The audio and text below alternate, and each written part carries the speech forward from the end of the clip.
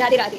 तो मैं आज आप सबको अपने करियर के रिलेटेड सब कुछ बातें बताना चाहती हूँ। तो आप मेरी बातें को सुनना हो तो सुनो, ना सुनो तो ना सुनो। अपने करियर को लेकर थोड़ा सीरियस हो जाओ यार। मैं जब छोटी थी तब मैं सोचती थी कि यार अभी के टाइम में कुछ भी काम कर लो लेकिन अपने काम को कोई इज्जत नहीं देता है। मीन्स कि कोई भी काम कर लो, घर का काम कर लो, तो फिर भी घर में लोग बोलते हैं कि पूरा दिन क्या करती है। इससे अच्छा मैंने बचपन में सोचा था कि मैं बड़ी होकर पुलिस ऑफिसर बनूंगी।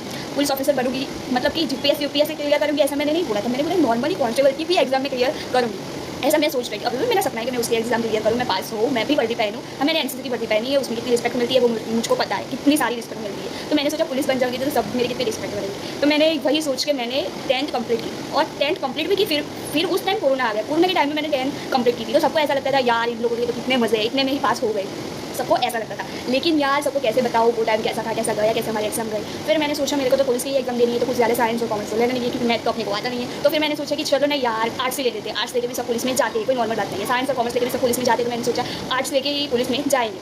तो मैंने 12th की, 11 की, सब किया, सब में अच्छे मार्क्स से मैं पास हो गई। फिर मैंने कॉलेज में एडमिशन लिया। कॉलेज में भी मैंने ऐसी कॉलेज में एडमिशन लिया जहाँ पे से ये पार्ट 2 जो मैंने पहले वाली बात बताई थी। फिर मैंने गर्ल्स कॉलेज में एडमिशन लिया। गर्ल्स कॉलेज में भी मैंने एडमिशन इसलिए लिया क्योंकि मैं वहाँ जाके पढ़ सकूँ, वहाँ जाके कुछ नया सीख सकूँ, मेरा ध्यान यहाँ वहाँ ना जाए। तो फिर मैंने गर्ल्स कॉलेज में एडमिशन लिया। मेरे 2 साल तो निकलने वाले थे, दूसरे साल में ही पुलिस की एग्जाम आ गई। मैंने पुलिस की एग्जाम भी दी और समझ कह रही यार जो सिलेबस उन्होंने दिया था वही सिलेबस से मैंने अपनी पढ़ाई की थी। फिर भी मैंने उसी पढ़ाई करने के बाद भी जब मैंने रनिंग की एग्जाम दी, पुलिस कांस्टेबल की एग्जाम में भी अब 2 पढ़ा हुआ था। पहले 100 मार्क्स का पेपर था, अभी 200 मार्क्स का पेपर हो गया। तो मैंने रनिंग की एग्जाम दी। रनिंग की एग्जाम के लिए मैंने क्या कुछ नहीं किया।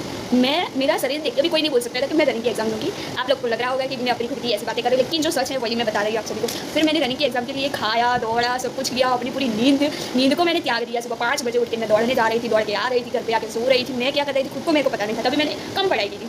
फिर जो सिलेबस था वही सिलेबस की मैंने सारी पढ़ाई की। जो कांस्टेबल में पूछा जा सकता था वो मैंने किया। कांस्टेबल की एग्जाम 12 पास पे बराबर, तो उसमें कुछ ज़्यादा तो पूछा नहीं जाएगा। और मैथ्स तो पहले था नहीं लेकिन अभी हो रहा है। तो मैंने जो पढ़ाया। फिर मेरी रनिंग की एग्जाम आई। रनिंग की एग्जाम मेरी पास हो गई। मैं पास हो गई, मैं खुश हो गई। मैंने बोला चलो यार एक एग्जाम तो क्लियर किया। फिर मैंने पढ़ाई के लिए लाइब्रेरी ज्वाइन की। लाइब्रेरी में अपने 3 महीने दिए, वहाँ मैंने पढ़ाई की। पूरा सिलेबस तो खत्म नहीं हो रहा था, इतना ज़्यादा सिलेबस था। थी कांस्टेबल की एग्जाम और मेरे को लग रहा था कि पूरी दुनिया को फिर मेरे को लगा कि चलो यार 3 महीने कांस्टेबल के एग्जाम के लिए दे ही देती हूँ। तो फिर मैंने 3 महीने लाइब्रेरी में गुजारी। लाइब्रेरी में गुजारने के बाद मेरे को पता चला कि अब तो कौन सा महीने में मेरी एग्जाम थी, 5 या 6 महीने में मेरी एग्जाम थी।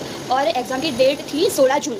16 जून को मेरी, फिर 16 जून को मेरी एग्जाम थी। 16 जून को मैंने अपनी एग्जाम दी। कसम से यार कह रही हूँ एग्जाम भी देने यहाँ से मेरे को सूरत जाना पड़ा था। पूरी रात मुझे नींद आ रही थी, नहीं आ रही थी, कल क्या पेपर पूछेंगे, मेरे को ये टेंशन सता रही। फिर भी सब कुछ करते हुए हम सूरत गए। सूरत जाके हमने जो मेरा सेंटर था वहाँ पे पहुँचे और गए। फिर सब पुलिस ने जो कार्रवाई होती है वो सब की। और फिर हम एग्जाम देने गए। और जो ये पेपर आया है ना, कसम से कह रही हूँ 30 मार्क्स का कहाँ इसमें गणित दिख रहा है, कहाँ इसमें 30 मार्क्स का गणित दिख रहा है। पूरे मेरे को तो 50% गणित ना। मेरे को ऐसा लगा यार कांस्टेबल के पेपर में कौन ऐसा करता है यार, कौन करता है ऐसा।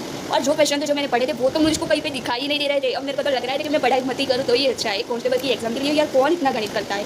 हमें कांस्टेबल की एग्जाम लेके हमें सबको सलामी के तो करना है, तो फिर क्यों इतना यार गणित करा रहे हैं। प्लीज़ यार मैं सरकार को बोल रही हूँ कि ये सब गणित, तो मैं सरकार को यही बोलना चाहती हूँ कि यार इतना सारा गणित हटाओ, हम जैसी मासूम लड़कियों पे थोड़ा दया खाओ और हम सबको थोड़ा गुजराती डालो जो हमको आए। और पेपर 200 का है तो वो 100 मार्क्स का कर दे तो हम जैसे गरीब भी पास हो सके।